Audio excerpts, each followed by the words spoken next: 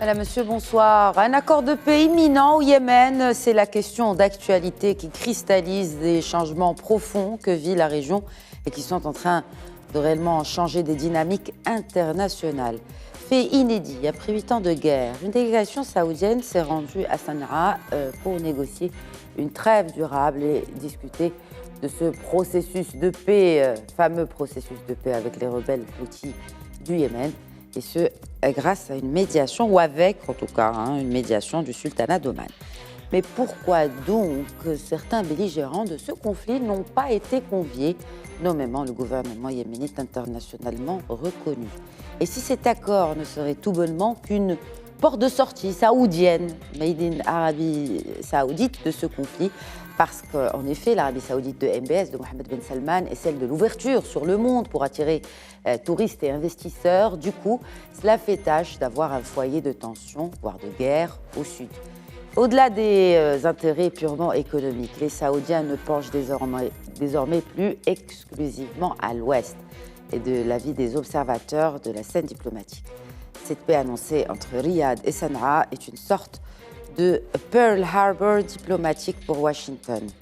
La Chine vient en effet de réconcilier aussi deux pays ennemis, donc l'Arabie saoudite et l'Iran, et mettre un terme peut-être, ce qui semble être en tout cas la finalité de ces pourparlers, à cette guerre au Yémen. Le Moyen-Orient est en métamorphose, voire même en désoccidentalisation. Pour le débat de ce soir, j'accueille sur le plateau professeur Cherkaoui Roudani, expert en relations internationales et géostratégie. Bonsoir, professeur Cherkaoui Roudani. Bonjour, Madame Ihsan, et merci beaucoup pour l'invitation. Merci à vous de l'accepter. C'est un plaisir aussi d'accueillir cette fois depuis Paris le professeur David Rigoulet-Rose, chercheur spécialiste du Moyen-Orient à l'IRIS. Bonsoir, professeur Rigoulet-Rose, et merci de vous joindre à nous. Bonsoir, madame, merci à vous.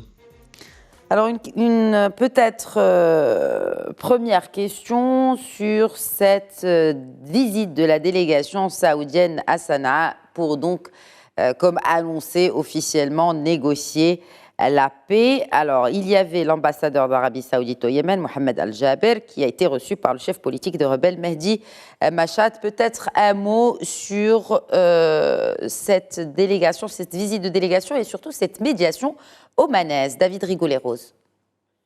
Oui, la médiation omanaise n'est pas une surprise, puisque Mascate, enfin Oman, a toujours été, a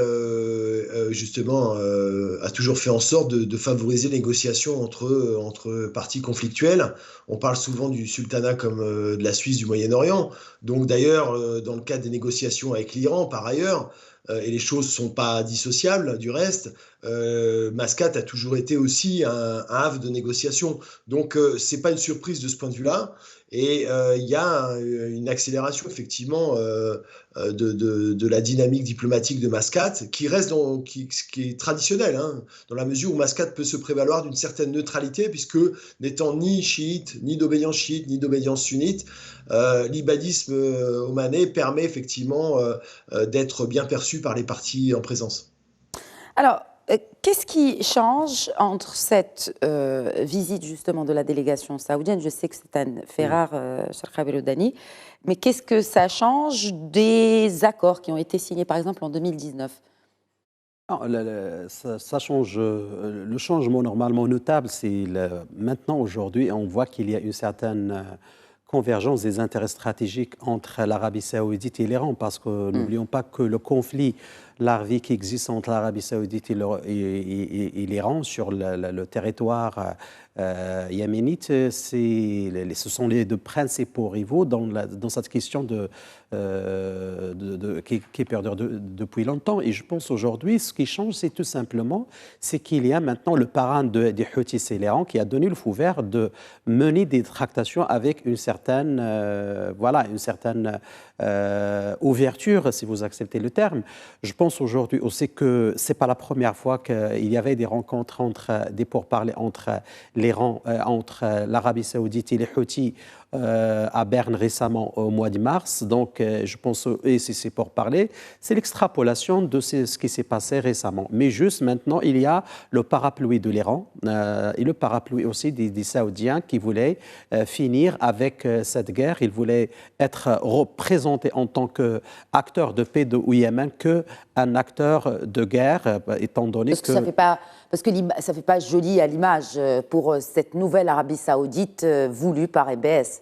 Écoutez, déjà la première chose très importante, c'est que c'est pour parler sans... Il y a des risques qu'il y aura vraiment un échec total, parce que tout simplement, parce que les pourparlers n'incluent pas, il n'y a pas un élargissement à toutes les parties yéménites qui sont une partie très importante dans la guerre, étant donné aujourd'hui que le gouvernement de transition du Sud, il est aussi donc marginalisé.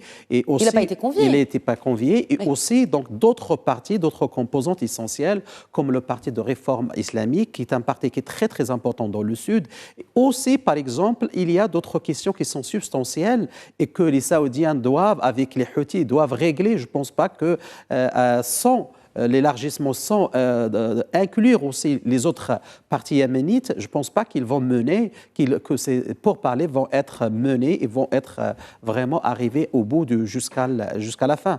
Étant, comme par exemple, il y a des informations qui circulent que, par exemple, Rachid Al-Alami, le président du Conseil de transition, il a été écouré par le fait de ne pas être informé et aussi être convié à ces négociations. Et une autre chose très importante, c'est que... Est-ce que ce n'est pas pour affaiblir justement certaines parties dont les Émirats arabes unis? Mais bien sûr, c'est l'Émirat arabe. L'Émirat arabe. L'Émirat arabe, c'est un pays qui est très, très important dans la réconciliation au Yémen.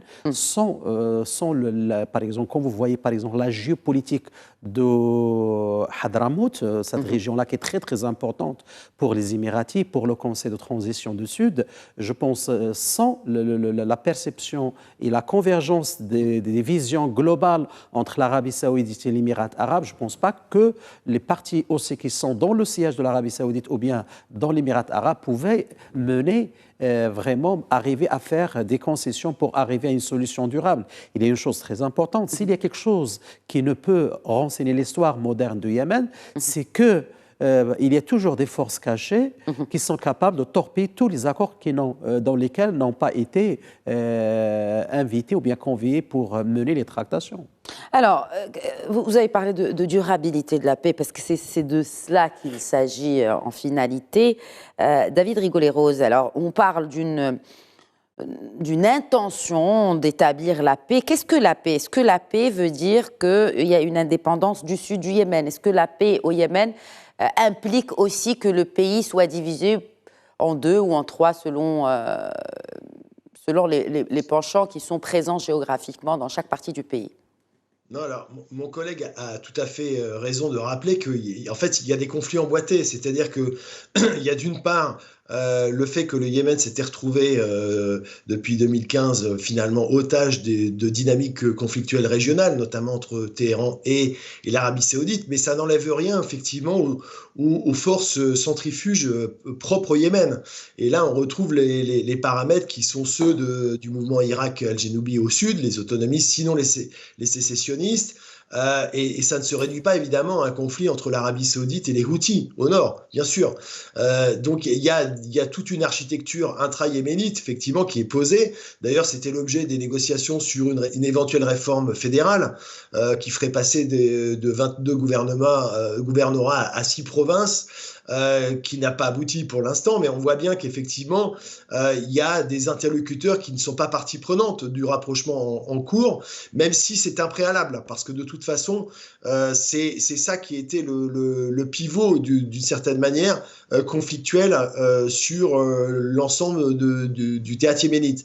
Il demeure effectivement qu'il y a des jeux après, des logiques, on va dire, géopolitiques qui sont spécifiques. Vous évoquiez le cas des des Émiratis qui soutiennent effectivement le mouvement sudiste et qui fait que affleurent de toute façon effectivement des divisions anciennes avant 1990, hein, puisque la réunification des deux Yémen s'est faite en 1990. Avec une guerre civile en 93 qui a finalement été gagnée par le Nord et on retrouve ces lignes de fracture qui ont ressurgi à la faveur justement de la guerre civile et de la transition inachevée du président le président Saleh et il se trouve que le Yémen dans ce cadre-là s'est retrouvé aspiré en plus dans l'affrontement régional entre les puissances régionales que sont l'Arabie Saoudite et l'Iran, puisque l'Iran a soutenu effectivement la mouvance Houthi et que ça a été directement à l'origine, d'une certaine manière, de l'interventionnisme saoudien en avril 2015.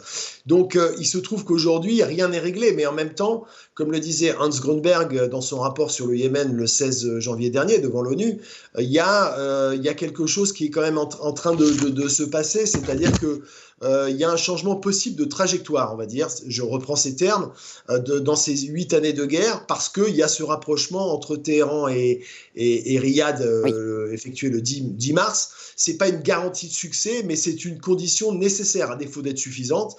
Après, il est vrai, demeure un certain nombre de paramètres propres au théâtre yéménite. Et là, c'est aux Yéménites de négocier entre eux, effectivement, la résolution. Est-ce que la négociation est possible entre les Yéménites, d'autant plus que l'on sait si, effectivement, ces forces externes continuent d'alimenter un peu ces tensions, chacune défendant ses propres intérêts, ne ferait pas que ça créerait encore plus de divisions, et voire même, est-ce qu'il n'y aurait pas comme une facilitation au règne des Houthis finalement au Yémen? Enfin, règne entre guillemets. Pas nécessairement, parce que les Saoudiens ont compris que de toute façon les Houthis, en tout cas la minorité saoudite, fait partie du Yémen. C'est une réalité géopolitique nordiste. Donc après, il y a des acteurs effectivement yéménites qui sont en contradiction, qui entrent en contradiction, et donc c'est toute la question d'un pouvoir central qui historiquement est faible au Yémen, d'où effectivement la problématique fédérale qui s'était posée. Mais de toute façon, le préalable pour que les Yéménites puissent régler leurs problèmes entre eux, de toute façon, le préalable c'était qu'il y ait un apaisement, en tout cas des acteurs extérieurs qui, comme vous le disiez, avaient alimenté le conflit. Et donc c'est un des attendus de l'accord entre Riyad et Téhéran, même si, encore une fois, c'est pas une condition suffisante. Mais c'était de toute façon une condition nécessaire. Et si effectivement l'Iran a bien, comme le laisse entendre le Wall Street Journal le 16 mars dernier, s'est bien engagé à ne plus fournir d'armes aux Houthis, et s'il y a, on va dire, une logique vertueuse entre guillemets qui essaie de se mettre en place, ça, en tout cas, ça permet d'apaiser, en tout cas, au profit des populations yéménites, la situation, même si rien n'est réglé. Et là, on retrouve effectivement les tropismes des divisions yéménites. Alors, les tropismes, justement, des divisions yéménites aujourd'hui, est-ce que cela ne mènerait pas aussi à accentuer ces tensions dans le Moyen-Orient, et malgré cette annonce de rapprochement entre Riyad et Téhéran? Écoutez, moi je pense aujourd'hui, à la lumière de ce que nous avons vu depuis la signature ou bien les intentions déclarées entre l'Arabie Saoudite et l'Iran avec le parrain chinois. Donc je pense qu'aujourd'hui nous sommes dans une dépression géopolitique dans la région du Proche-Orient. Une dépression géopolitique, je vais vous expliquer. Aujourd'hui, donc, lorsqu'on va modéliser un petit peu ces relations, ou bien cette relation de rivalité existante entre l'Arabie Saoudite et l'Iran, il y a d'autres enjeux plus importants que la question yéménite. Il y a aussi le Liban, l'Irak, la Syrie. Il y a tout un croissant chiite qui existe. Exactement. Et qui nécessite vraiment une solution. Donc lorsqu'on modélise ce système de clivage entre, par exemple, entre l'Arabie Saoudite et l'Iran, je pense aujourd'hui que la question yéménite, c'est une question secondaire. Ce n'est pas une question qui est très, très importante pour l'Iran. Pour moi, c'est une question, parce qu'aujourd'hui, le Yémen... Non, elle est centrale pour Mohammed Ben Salman. Oui, elle est centrale pour l'Arabie Saoudite, et ce n'est pas central pour les Iraniens, tout simplement parce que pour les Iraniens, il y a d'autres zones hautement stratégiques qui pouvaient... parce que les Iraniens vont pousser les Houthis d'aller vers, pour demander par les Saoudiens de reconstruire et des compensations aussi financières. Oui. Et donc je pense aussi donc, que dans cette question-là, le Yémen, il est victime de sa position géostratégique avec les forces extrinsèques et les forces intrinsèques. On parle aujourd'hui, par exemple, de plusieurs composantes qui sont très, très importantes, qui n'ont pas été conviées au pourparler. Ces pourparlers et ces négociations, ces tractations, malheureusement, vont délégitimer le gouvernement qui est reconnu par l'ONU et qui est reconnu internationalement. Donc, ces pourparlers vont susciter, par exemple, aussi certaines composantes qui sont en tension avec les Houthis, surtout dans la région de l'Est et l'Ouest. Et aussi, donc, je pense aujourd'hui, c'est que dans ce schéma géopolitique actuel, on voit qu'il y a une certaine conception qui est en train de se mettre en place pour essayer de trouver une solution qui ne va pas, donc va avec la perception des Iraniens. Les Iraniens ne vont pas, moi je pense que les Iraniens sont très imprégnés, aussi voient dans le Yémen une zone d'influence stratégique, oui. Mais je pense qu'il y a un certain opportunisme de la part des Iraniens pour essayer de gagner sur d'autres terrains stratégiques, et je pense au Liban, et aussi parce que pour moi c'est un test. Le Yémen, c'est un test entre les Iraniens et l'Arabie saoudite, et je pense que l'Arabie saoudite, il est en train de se montrer, il est en train de voir les choses comme d'une manière aussi opportuniste parce qu'il cherche de se voir à l'échelle internationale comme un acteur de paix après tout ce qui s'est passé au Yémen et après les bombardements à Hodeïda et dans le nord et le sud. Mais je pense pour les Houthis, ils vont être plus opportunistes parce qu'ils vont chercher d'être reconnus à l'échelle internationale en tant que... D'où la référence que j'ai fait, le règne des Houthis, parce que là, on est en train de pousser vers cela, en fait. Tout à fait, effectivement, parce que pour les Houthis... Voilà. Pour les Houthis, ces pourparlers sont une occasion pour se présenter en tant qu'une force dans l'honneur, en tant qu'une force légitime qui a mené toute une guerre. Donc, c'est-à-dire, vous légitimez toutes les actions militaires qui ont été menées par les Houthis, soit à l'intérieur du Yémen, soit à l'extérieur du Yémen, soit en Arabie Saoudite. Et de fait, aujourd'hui, nous sommes vraiment dans une situation où les Houthis, demain ou après-demain, si on n'arrive pas à trouver une solution adaptée entre les nordistes et les sudistes, c'est-à-dire une scission qui pourrait être demain, qui se prépare. Parce que n'oublions pas que le gouvernement de transition, et aussi le conseil présidentiel de transition, n'a pas été convié et aussi n'a pas été informé par les déçus de cette pourparlers et aussi les dimensions stratégiques de ce rapprochement entre les Saoudiens et les Houthis. Mais oui, cette frustration territoriale est donc intrinsèque aussi à l'apparition d'autres conflits, peut-être qui pourraient encore plus durer. Mais la question qui se pose, donc on a parlé de ces changements, de cette paix entre Riyad et Téhéran, ou en tout cas un rapprochement, ou ce que certains appellent comme un dégel des relations. Bref, en tout cas, il y a aujourd'hui une reprise claire ou une intention de reprise claire entre Téhéran et Riyad. Mais Washington, dans tout cela, David Rigoulet-Rose, on voit clairement que, d'abord, les Américains n'ont pas réellement réagi. Est-ce que ça a une symbolique en soi, cette non-réaction des Américains par rapport à tout ce qui se passe dans cette région, qui anciennement, c'était un peu le gendarme de cette région moyen-orientale? Oui, les Américains n'ont pas réagi, mais ça peut que les satisfaire, parce que de toute façon, il y avait la question du soutien militaire à l'Arabie Saoudite, qui était un serpent de mer depuis plusieurs années, dont voulait s'extraire la nouvelle administration Biden.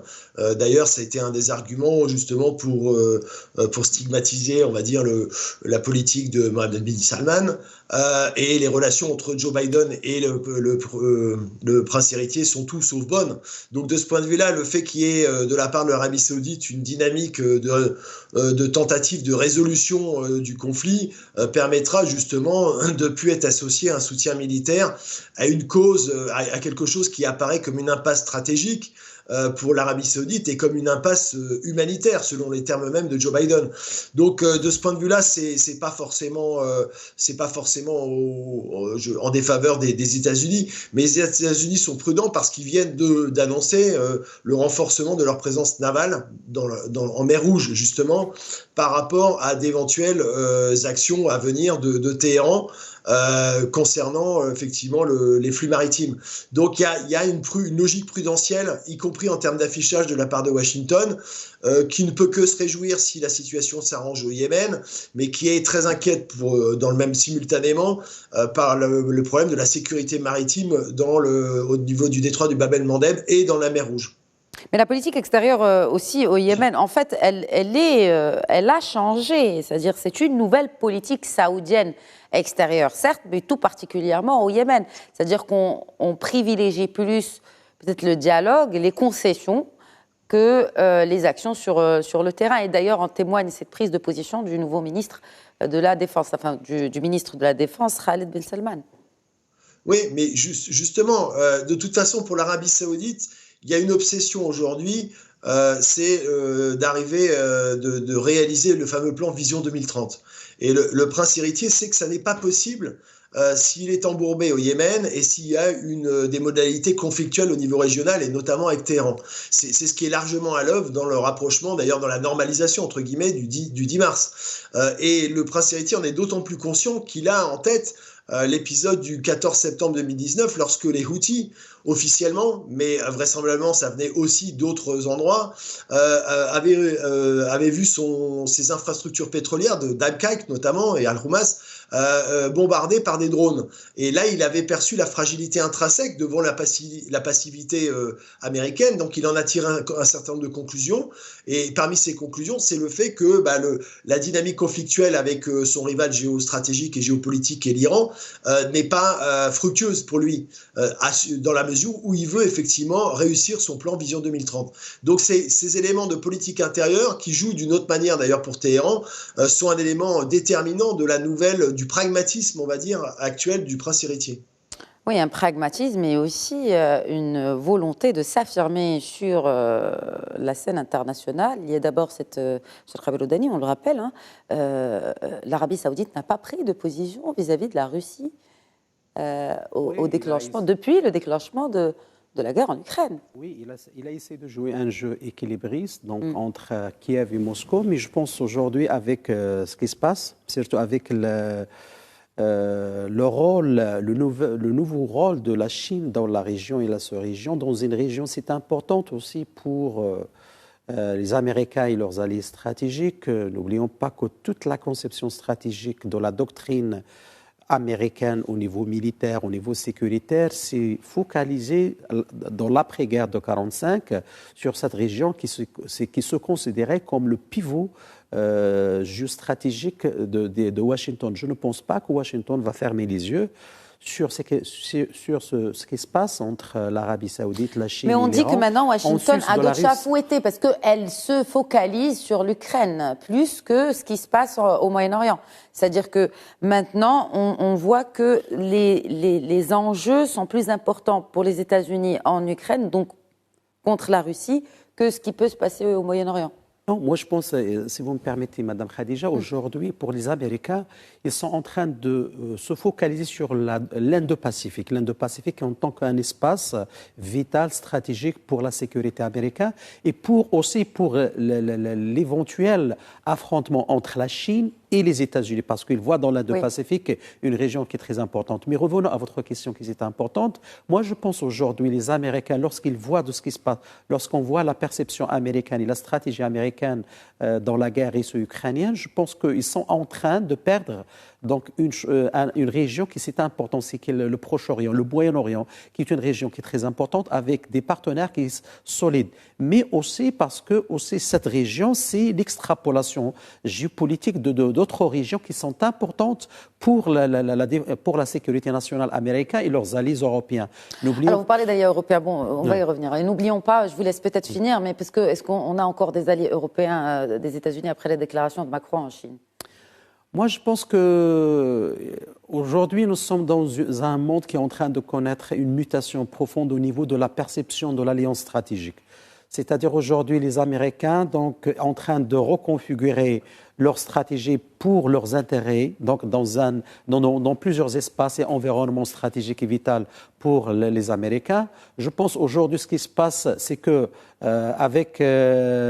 avec ce qui se passe avec la guerre russo-ukrainienne qui commence à avoir des répercussions négatives, des répercussions qui sont très importantes sur l'existentialisme et sur la perception existentialiste des Européens, étant donné aujourd'hui qu'il y a un conflit majeur interpays européens sur la perception du parapluie sécuritaire américain et sur la question de l'OTAN. Je pense aujourd'hui nous sommes effectivement dans une sorte de préparation de finir avec cette guerre russo-ukrainienne et je pense de pousser Zelensky d'aller vers une solution avec les Russes et aussi je pense aller à la Chine parce que la Chine aujourd'hui c'est le seul pays qui est capable effectivement d'arriver d'asseoir les deux parties antagonistes, à savoir la Russie et l'Ukraine sur la même table. Et je pense que les Européens sont maintenant, ils voient que les Américains ne veulent pas aller vers d'autres, surtout avec ce qui se passe maintenant avec le budget, ce qu'on appelle la loi Inflation Reduction Act, avec la perception américaine de renforcer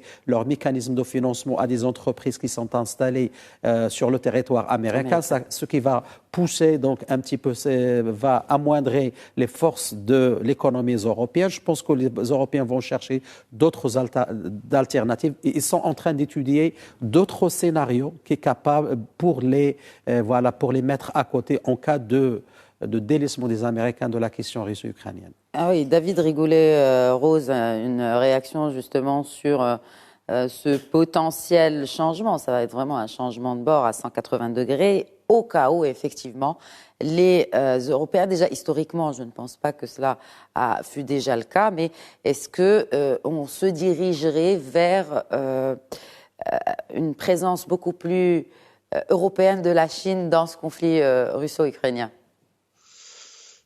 Oui, pour l'instant, on n'en est pas là, parce que la Chine a été très prudente. La Chine a deux objectifs. Elle ne veut pas justement se couper du marché européen, mais en même temps, elle veut vassaliser à long terme la Russie économiquement, ce qu'elle est en train de faire d'ailleurs. Donc, ce qui explique qu'elle n'a pas condamné explicitement l'opération dite militaire spéciale, même si elle n'a pas reconnu non plus les annexions. Donc c'est un peu du en même temps de la part de Pékin, qui pour l'instant lui profite, parce qu'effectivement la Chine sait que si elle s'engageait plus avant, notamment en livrant des armes, le marché américain lui serait fermé, elle a besoin. Donc la Chine n'est pas comme Moscou, un fossoyeur de l'ordre international, c'est une puissance révisionniste. À son profit. C'est un peu différent, mais effectivement, la Chine se positionne aujourd'hui comme un acteur incontournable. On l'a vu avec l'accord justement entre Téhéran et justement, que fait la Chine au Moyen-Orient ? Là, nous sommes vraiment dans un scénario inédit, historique. La Chine aujourd'hui réussit à réconcilier deux ennemis jurés qui sont l'Arabie Saoudite et l'Iran. Oui, c'est un tour de force en apparence, mais l'objectif de la Chine, c'est sécuriser ses approvisionnements énergétiques. Oui. C'est ça son obsession, en rappelant que l'Arabie Saoudite est devenue son premier fournisseur et que son deuxième fournisseur, c'est l'Iran. C'est l'Iran, absolument. Voilà. Donc, évidemment, c'est pas un hasard si Pékin a fait en sorte de rapprocher les deux rivaux géopolitiques en leur faisant bien comprendre leur intérêt bien compris. Notamment vis-à-vis de Pékin. Et de ce point de vue-là, ça permet à Pékin effectivement d'asseoir une nouvelle posture au détriment de Washington, même si la Chine n'a pas encore mis le doigt dans les choses très très compliquées que sont le conflit israélo-palestinien, et puis de toute façon les contentieux en termes de rivalité géopolitique entre Riyad et Téhéran n'ont pas disparu. Il y a une normalisation, ce que la Chine souhaitait. La Chine veut se montrer comme acteur global, responsable, pacificateur, sous-entendu contrairement à d'autres. Mais évidemment, la Chine préserve d'abord ses intérêts. Avant toute chose. elle calcule sur le long terme. Et de toute façon, ce qui est intéressant, c'est que le positionnement chinois, c'est de favoriser les autonomies stratégiques qui sont à l'œuvre aujourd'hui des acteurs régionaux, en fait. Notamment l'Arabie Saoudite par rapport à son parrain américain, l'Iran, de sortir l'Iran de son ostracisation régionale. Et donc, c'est effectivement une recomposition majeure qui est à l'œuvre aujourd'hui. On ne voit pas encore quels en seront tous les attendus, mais incontestablement, c'est une tectonique des plaques qui est aujourd'hui. Et d'ailleurs, on le voit avec l'Arabie Saoudite, qui normalement, effectivement, était liée aux États-Unis historiquement, mais qui a validé l'accord OPEP+, avec Moscou, et qui entretient de très bonnes relations, évidemment, pour des raisons bien comprises, avec la Chine, d'ailleurs, dont elle attend éventuellement une aide sur la question du nucléaire civil, ce que refusent les Américains pour l'instant. Donc, la Chine a un jeu, pour l'instant, relativement aisé, compte tenu des contradictions de ses adversaires. Alors, l'autre principal bénéficiaire de l'accord, donc non seulement entre, on verra pour l'Arabie Saoudite et l'Iran, donc, mais surtout de l'accord avec le Yémen, c'est Mohammed bin Salman. J'y reviens parce que là, ça lui permet d'abord de s'extraire du bourbier yéménite, n'est-ce pas, Sharq el-Houdani, et aussi sécuriser les frontières. Parce que, in fine, l'objectif final, c'est d'attirer ces investisseurs étrangers, c'est d'attirer davantage de touristes sur le territoire saoudien. Donc, il en sort grand gagnant de cet accord. Oui, bon. Économiquement, en tout cas. Étant donné ce qui s'est passé en Arabie Saoudite ces dernières années, donc avec la passation qui était horizontale et devient verticale, donc il y avait vraiment un enjeu qui est très très important pour le prince héritier Mohammed bin Salman pour se montrer et aussi pour asseoir sa vision et aussi créer une légitimité politique à l'intérieur comme à l'extérieur. Le changement de cap qui a été opéré, c'est le changement de l'administration américaine avec Donald Trump, où il y avait certaines connexions, certaines connivences stratégiques au niveau de perception commune. Donc, il y avait certaines, comment dirais-je, une bonne communication entre les deux personnes. Maintenant, avec l'arrivée de Joe Biden, avec la nouvelle administration américaine, donc les choses ont changé, surtout avec la mort de Jamal Khashoggi. Donc, les choses ont été vraiment, les choses ont changé totalement. Et ce qui fait qu'aujourd'hui, l'Arabie Saoudite, avec le modèle qui est en train de proposer pour économiquement parlant ou bien politiquement parlant, et même géopolitiquement parlant, parce qu'étant donné maintenant, il y a des tractations avec d'autres États arabes pour rejoindre un accord plus global avec l'Iran, je pense que l'Arabie Saoudite, le prince héritier Mohammed bin Salman, voit dans ces tractations et dans cet accord avec l'Iran une occasion aussi de sécuriser les frontières, parce que parmi les conditions sine qua non de l'Arabie Saoudite, il y a la question yéménite et aussi de créer une zone tampon entre l'Arabie Saoudite et Saada. La Saada, c'est la région la plus importante, la capitale des Houthis dans le nord. Et de fait, aujourd'hui, je ne pense pas que les Houthis vont répondre positivement à cette mise en place d'une zone tampon que les Saoudiens proposent, soit qui va être gérée soit par les forces omanaises, soit par une force internationale. Mais sauf aujourd'hui, ce qui se passe, c'est on va voir les enjeux de cet accord. Les enjeux de cet accord, auparavant, on voit que les Houthis sont considérés comme des terroristes. Voilà. Oui. Des terroristes, voilà. Donc, aujourd'hui, on voit sur une certaine normalisation. Légitimisation des Houthis en tant qu'une puissance politique et militaire. Parce que, aussi, cette délégitimation aussi de le gouvernement qui est reconnu à l'échelle internationale, qui est le gouvernement de Rachid.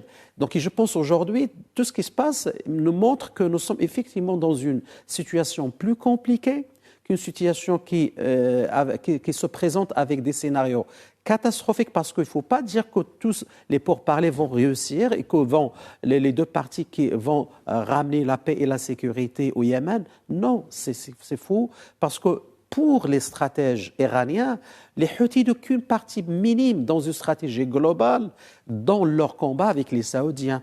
Il ne faut pas aussi être étonné que demain après-demain, les Iraniens ne vont pas respecter parce que les tractations qui ont été menées avec les Saoudiens, parce qu'ils ont été menés parce qu'il y avait des problèmes internes au sein des Iraniens, au niveau de la garde révolution et aussi au niveau de clivage qui commençait à apparaître entre l'État iranien et révolutionnaire et l'État iranien dans le gouvernement de Raisi. Et je pense que tout ce qui se passe aujourd'hui, il faut le prendre avec prudence et parce que les calculs stratégiques des deux parties ne sont pas encore bien définis par leur perception stratégique sur le long terme. Et donc, de fait, nous sommes et il y a une chose qui est très importante. Les accords, qu'on le mette dans l'urgence, toujours, il y aura des divergences qui vont apparaître, qui vont torpiller ces accords. Parlant d'accords et de normalisation, il y a donc cet accord de normalisation entre l'Arabie saoudite et l'Iran. Quels sont les autres pays de la région qui pourraient se joindre à cette nouvelle... est-ce qu'on peut l'appeler coalition déjà ? Coagulation. Coagulation. Voilà. Alors, David Rigoulet-Rose, je me posais la question si effectivement il y avait d'autres pays qui pouvaient également se joindre à cette nouvelle coagulation, comme le disait Cheikh Abdel-Dani, entre l'Arabie saoudite et l'Iran.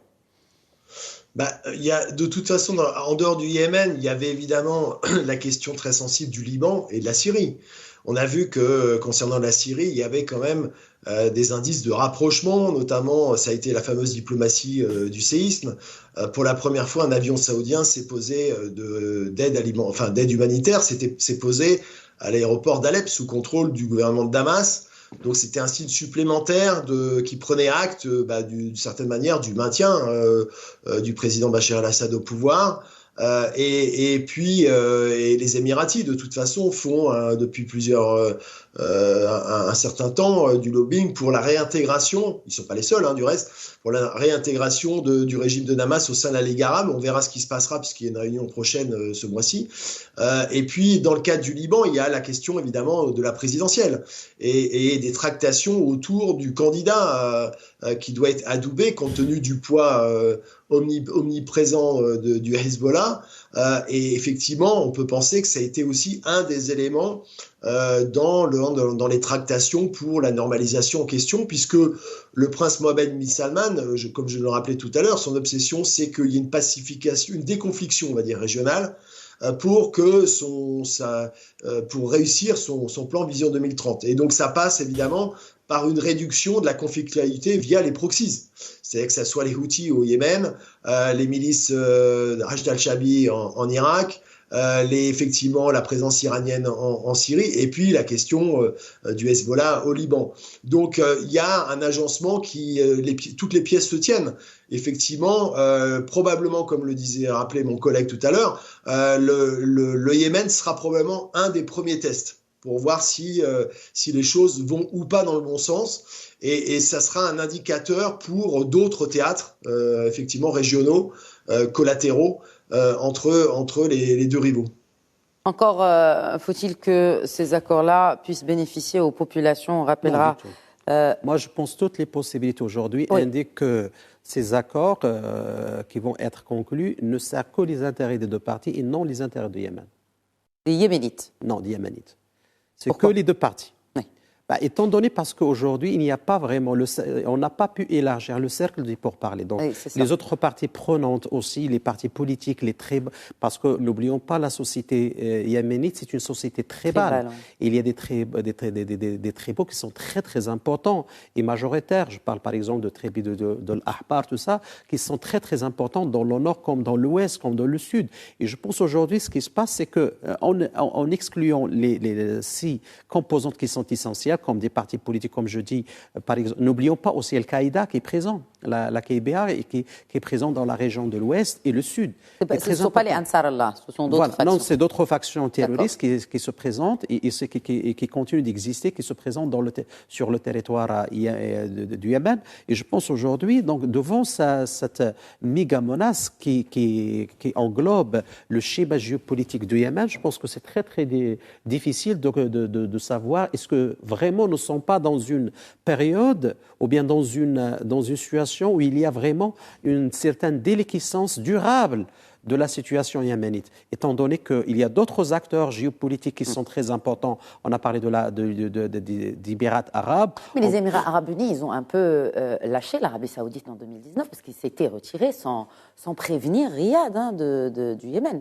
Oui, tout à fait, parce que les intérêts divergent. C'est un peu une revanche aussi de l'Arabie saoudite par rapport aux Émirats. Oui, effectivement, parce que les intérêts divergent. Lorsqu'on voit certaines... Parce que normalement, ce qui se passe dans la région, la sous-région, donc il y a une certaine divergence des intérêts stratégiques entre les Émirats arabes et l'Arabie saoudite. N'oublions pas qu'il y a un problème de leadership qui existe dans les pays du Golfe. N'oublions pas, par exemple, l'embargo avec le Qatar. N'oublions pas aussi, lorsqu'il y avait la résolution 22C sur l'embargo des armes au Yémen, donc il y avait une certaine confrontation indirecte entre l'Émirat arabe et l'Arabie saoudite, et aussi sur la perception de l'Iran, sur la souveraineté et l'intégrité territoriale de l'Émirat arabe. Par exemple, récemment, l'Arabie saoudite a tourné le dos sur 4 questions qui sont substantielles pour Abu Dhabi. Donc je pense que tout ça, c'est très important de le voir avec prudence, c'est-à-dire cet accord, parce que ce n'est pas un accord qui va... je le pense sincèrement, c'est un accord qui est contre-productif. Parce qu'à la fois, il est en train de légitimer un gouvernement qui a été reconnu internationalement, il est en train de légitimer les Houthis en tant qu'une puissance politique capable de mener des négociations et des tractations. Et de fait, nous sommes devant un schéma où il y a une départition de Yémen entre le sud et le nord, c'est-à-dire on revient à la configuration... Il y a certains même qui parlent de 3 parties, c'est-à-dire qu'on ne revient pas à la répartition des années 90, mais maintenant une nouvelle répartition qui ferait du Yémen 3 bouts. Oui, le Yémen, c'est la Libye, la Libye actuelle. Ah, voilà. Donc il y aura 2 gouvernements, chacun va se battre. On va voir la même configuration avec 2 gouvernements que nous avons vus dans le schéma politique et le schéma sécuritaire de la Libye. On va le voir maintenant au Yémen avec des gouvernements qui vont se mettre en place, peut-être 3 gouvernements, peut-être 3 régions, peut-être aussi on va voir une certaine scission qui est durable, avec surtout que les ingrédients de l'explosion aujourd'hui existent, que vous avez exclu des parties qui se considèrent importantes dans la mise en place d'une paix durable. Vous l'avez exclu et je pense aujourd'hui le résultat il se présente avec des scénarios catastrophiques et désastreux. David Rigoulet-Rose, justement un dernier mot et vos projections, pronostics de ce qui devrait se passer après ce premier round de négociations entre l'Arabie saoudite et les Houthis. On ne peut même pas dire les rebelles Houthis, parce que maintenant ce ne sont plus les rebelles, ce sont eux qui parlent au nom des Yéménites. Ironie du sort. Oui, enfin, ils ne parlent pas au nom de tous les Yéménites. Parce que en tout cas, c'est eux qu'on a choisis pour faire les négociations. Oui, bien sûr. Mais justement, effectivement, c'est une partie du problème. Alors, de toute façon, dans un premier temps, il y a la question il y a le cadre de l'accord de Stockholm, quand même, du 13 décembre 2018, qui a été validé par l'ONU et qui prévoyait 2 choses. C'était l'échange des prisonniers. Là, on évoque, il y a des négociations qui ont eu lieu dernièrement, on évoque près de 900, un échange de quelques 900 prisonniers. On verra, qui a été négocié d'ailleurs en Suisse, juste après, et c'est pas un hasard, la signature du 10 mars entre Téhéran et Riyad. Donc, ça sera aussi un test. Et puis, l'autre test, c'est la réouverture, la fin du blocus pour permettre un accès humanitaire aux populations. Et donc, je pense surtout aux populations civiles, parce que sur les près de 380 000 victimes du conflit, une très grande partie sont des victimes civiles. 80% de la population dépendant de l'aide humanitaire, des millions de déplacés, 2 millions d'enfants souffrant de malnutrition. Et donc, c'est aussi à eux qu'il faut penser. même si rien n'est réglé, mais effectivement, un des critères, on va dire, discriminants, ça doit être justement quel est l'intérêt pour les populations d'un cadrage de ce type. En fait, c'est ça qui doit primer en dernier ressort. Et c'est d'ailleurs, j'allais dire, la ligne de conduite de Hans Grundberg, hein, qui pense avant tout aux populations civiles, sans mettre de côté, évidemment, les contradictions qui peuvent être celles du Yémen, qui est un pays paradoxal. C'est probablement avec le sultanat d'Oman, un des seuls vrais pays historiques de la péninsule, historique au sens de l'histoire profonde, longue, millénaire, et en même temps un des plus divisés. Aujourd'hui, certains ont parlé d'États faillis, comme effectivement la Libye, et c'est un paradoxe, c'est le drame du Yémen d'avoir été à la fois l'otage de rivalités régionales et des contradictions qui travaillent, effectivement des clivages internes qui l'ont toujours travaillé. Et ces clivages pourraient justement mener à une peut-être scission inévitable de ce petit pays. Oui, c'est pas exclu, puisque la ligne de fracture nord-sud, effectivement, a réémergé à la faveur du conflit. Vous évoquiez une troisième entité territoriale, éventuellement avec la Hadramaut, éventuellement. Et c'était ce qui était sous-jacent d'ailleurs dans les velléités de réforme fédéraliste. Pour effectivement recomposer, et qui n'a pas abouti à ce jour, pour recomposer effectivement un équilibre territorial et du pouvoir en limitant les forces centrifuges qui ont toujours existé au Yémen, puisque le pouvoir central a toujours été faible. Il faut rappeler quand même que l'ancien président Saleh combattait les Houthis, zaïdites, alors qu'il était lui-même d'obédience zaïdite. Donc on voit bien que à la base, il n'y avait pas un tropisme confessionnel comme il a pu se développer du fait de la rivalité des acteurs extérieurs, mais il y a bien des clivages internes très forts.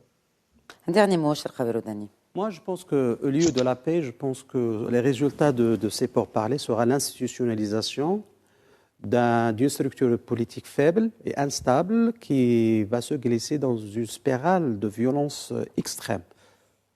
Voilà. C'est pas très optimiste. Hein. Non. Je veux dire, c'est pour la population yéménite, parce qu'on sait qu'aujourd'hui, 3 Yéménites sur 4 souffrent. Non, n'oublions pas le clivage idéologique. Oui. Le Yémen, il a été toujours une suite de fractures à tous azimuts. Donc, il y a une fracture idéologique, il y a un clivage géographique, clivage idéologique.